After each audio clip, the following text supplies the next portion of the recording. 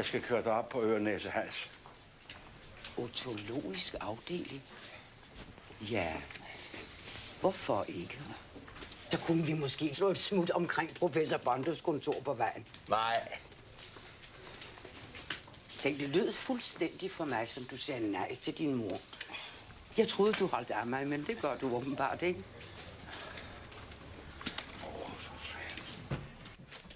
Goddag, Bondo. Har du 2 minutter? Helmer har en idé. Jag hörde att de anhöriga till din hepatopatient inte gett tillstånd till obduktion. Nu vet jag att ni danskar, ni försöker alltid komplicera allting, göra allting så svårt som möjligt. Men jag har lyckats gräva fram ett papper. Men det är klart att det framgår att Zachariasen för 3 år sedan anmälde sig som organdonator. Det känner de anhöriga inte till. Det skulle kunna vara en fördel för oss. Hvordan mener du, det kunne være en fordel for os? Jo, då föreligger inget juridiskt hinder för en transplantation av levern. Men hvem vil være interesseret i at modtage en kaput lever med en malign tumor? Jo, vi tar en terminalpatient där familjen gått med på en obduktion, transplanterar levern på honom och sen när terminalpatienten dör, det sker ju ganska snabbt, då blir levern vår. Er det en vittighed, eller hvad? Har du en særlig patient i tankerne til sådan et nummer?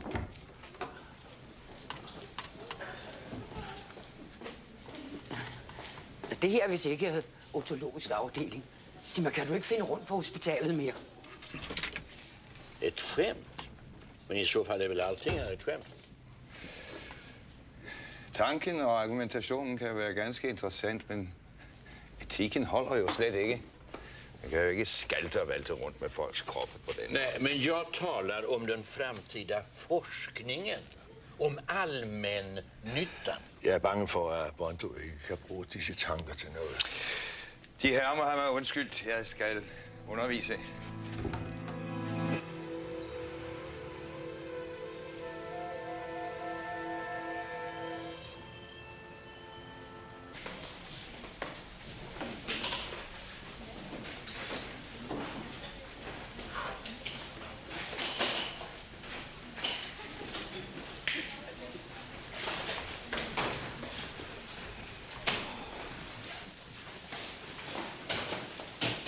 Nej, der bliver ingen undervisning i dag.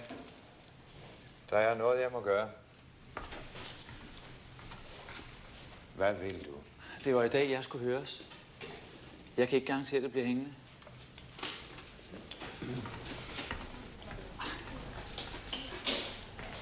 Nu har jeg læst alt om tarmsystemet til ingen verdens nytte.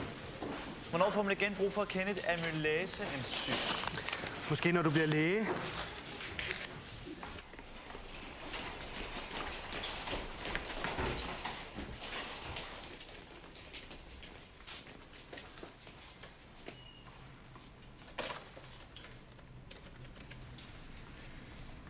Det er professor Bondo. Jeg er undskyld, jeg besværer jer nu igen. Det er angående Zachariasen. Det er den hepatosarkom-patient, som jeg har set til et par gange. Kan I ikke sende mig en ny blodprøve? Jeg har helst en ordentlig snaps af størrelse med de forligelighedsprøver, vi bruger til transplantationer. Ja, tak. Og helst lidt hurtigt, ikke?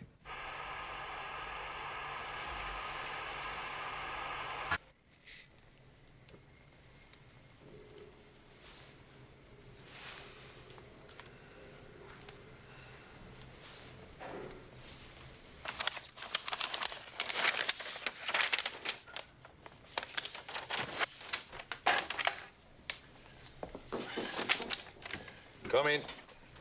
Goddag. Undskyld, at vi forstyrrer. Mit navn er Sigrid Drusse, og det er min søn Buller. Hvis jeg nu siger budbringeren, påskenummeret, hvad siger de så? Ikke noget? Archibald og jeg fik åndernes velsignelse i 1943. Jamen, jeg kan godt huske dem. De er den temmelig indskrænkede kvinde, der var ved at drive min far til vanvid. Hvad kan jeg gøre for dem? Jeg skal klæde om til et møde. Ja, det drejer sig om et rent videnskabeligt, spiritistisk problem. Jeg har haft kontakt til en ung pige ved navn Maro Jensen, som døde i 1919. De kunne vel ikke ved et blik på hendes journal fortælle os, hvad hun døde af.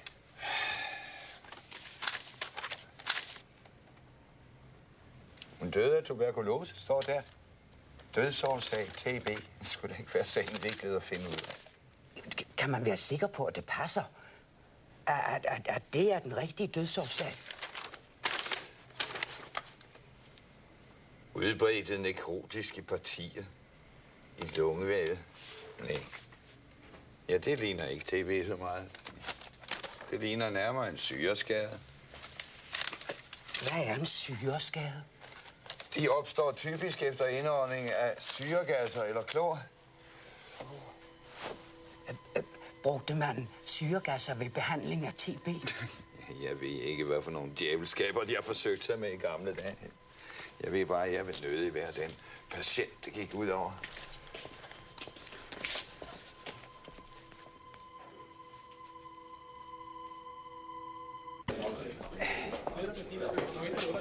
Hvorfor man noget, drenge? Det er lige henne ved narkosen.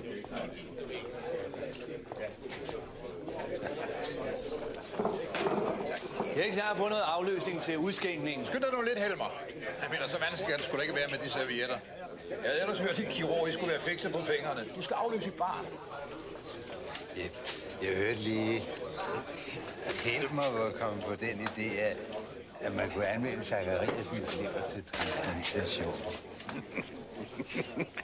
Det skulle sgu ikke de svensker have humor. Ja, salig Zachariasen. Særlig, siger du. Zachariasen er da ikke død. Ja, det er ikke meget galt. Han har været jerndød i over et døgn. Ja, han er hastigt på vej ned ad bakken. Ja, desværre, du gør. Ja, du skal se, der dukker nok et andet hepatosarkom op til dig i løbet af en 5-10 år.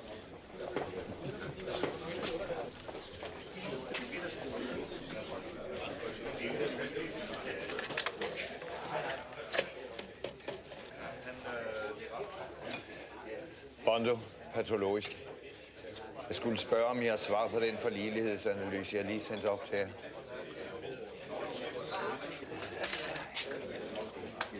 Aha. Tak.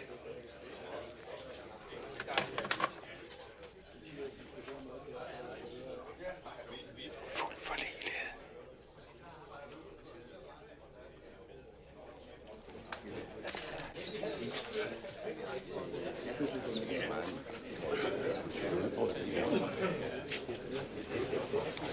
Og det er anmoder om at få ordet. Jamen, råder midt i anæstesien. Jeg anmoder om akut taletid. Akut taletid.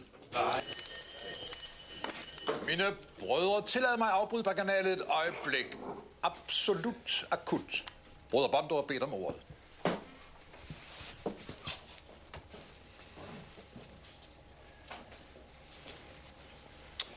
Kære brødre, kære loge, jeg anmoder om omgående hjælp til udførelse af en levertransplantation.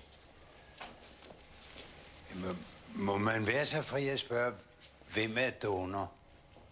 Svend Zachariasen, som ligger på professor Ulrichs egen afdeling. Og Hepatosarkom-patient. Og modtager? er mig. Jeg har netop fået at vide, at donor og jeg er fuldt forligelige. Men hvad sagde han? Han siger, at han har transplanteret hepatosarkomet til sig selv. Jamen, han er jo galen. Han er jo galen. Hvad vil du sige?